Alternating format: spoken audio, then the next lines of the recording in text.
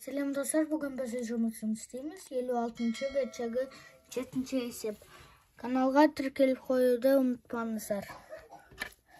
Бұл жақта бізде мына жақта 3 сантиметр. Ал мына жақта 2. Ал мына жақта 1. Сонда біз мына жаққа 1 сантиметр сызып, мына жаққа 2 сантиметр сызып, мына жаққа 1, мына жаққа 3.